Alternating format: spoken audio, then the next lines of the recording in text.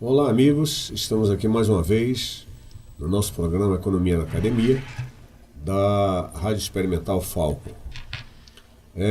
Como sempre fazemos, buscamos trazer aqui nesse nosso programa um assunto de interesse social, um assunto que esteja em discussão e que precise de esclarecimentos.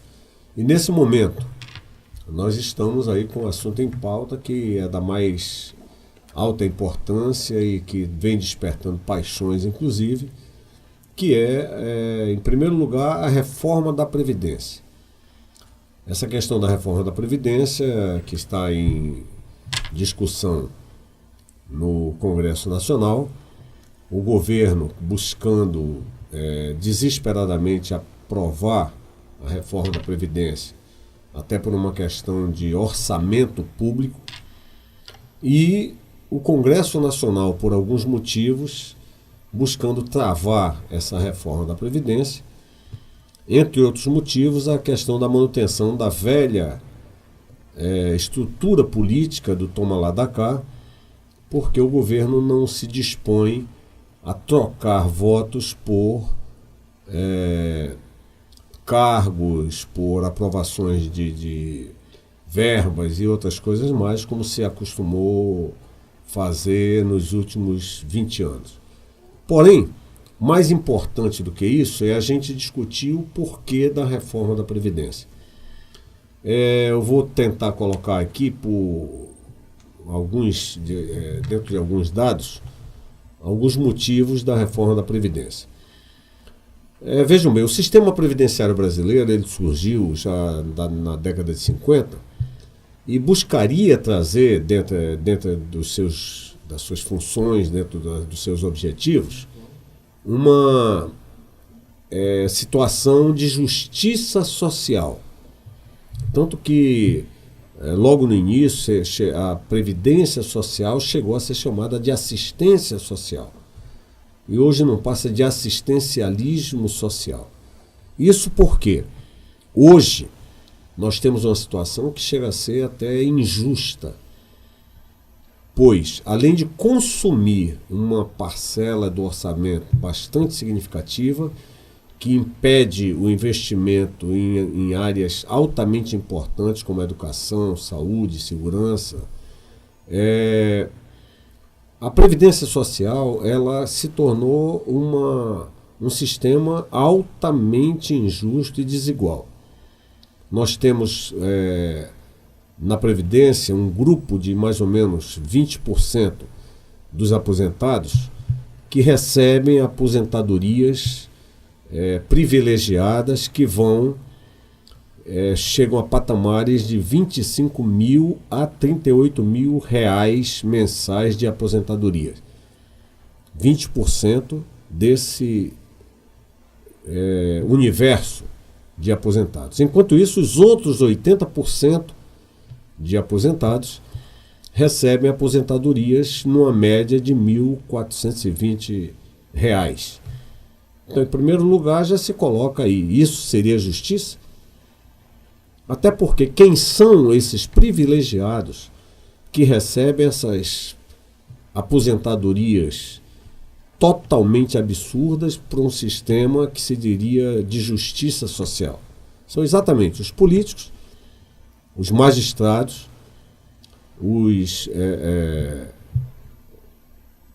nós temos aí o pessoal os ministros do STF, nós temos os funcionários públicos, quer dizer, exatamente aquela nata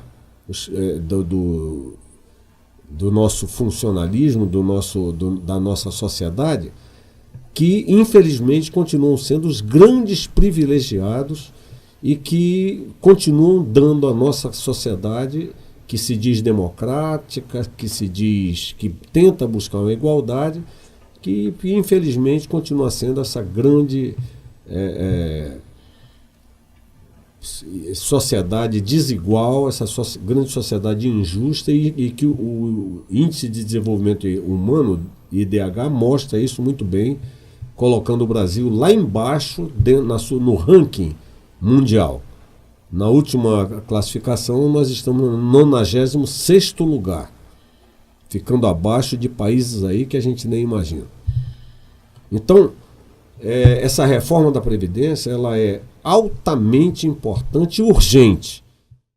Além disso, nós temos aí um outro assunto que é também uma consequência dessa situação da aprovação da lei da reforma da Previdência, que é a decisão do governo de fazer um corte de verbas, que foi um corte de verbas geral, foi um corte de verbas em todos os segmentos do governo, até porque o governo está sem receitas para fazer os investimentos. Porém, o que aconteceu? Uma grande parte, ou a grande maioria da mídia e das pessoas que se manifestam nas redes sociais resolveu espernear, gritar apenas quanto ao corte de verbas na educação.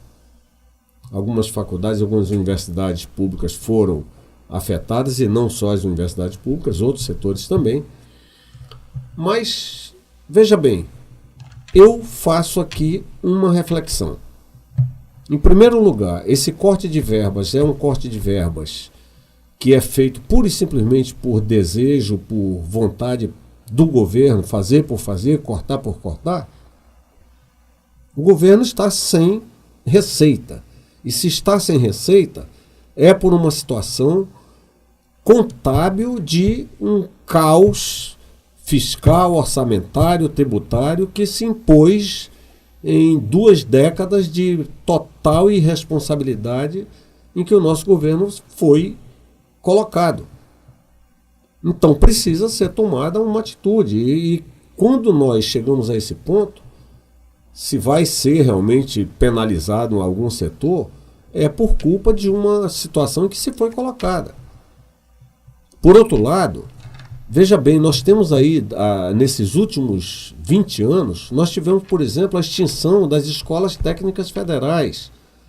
Nós tivemos um total desmantelamento da qualidade do ensino público, inclusive no setor do ensino superior.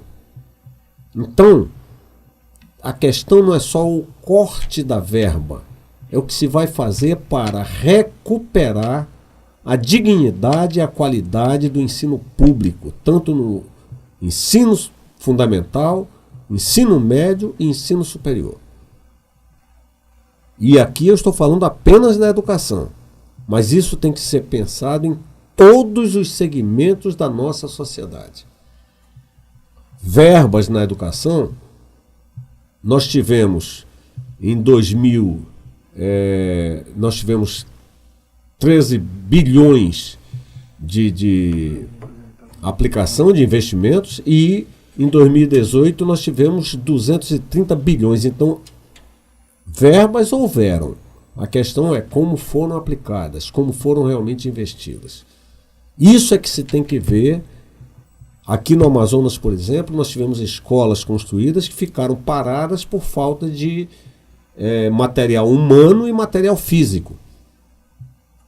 Então o que nós temos que pensar é como acabar com essa irresponsabilidade na gestão pública.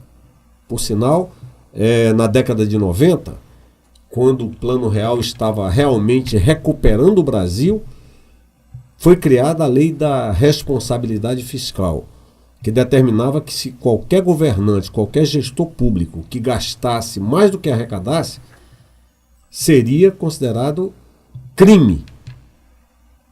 Nos últimos 20 anos, isso aconteceu de forma completamente aberrante, completamente deslavada e todo mundo fez isso. Atualmente todos os estados estão quebrados.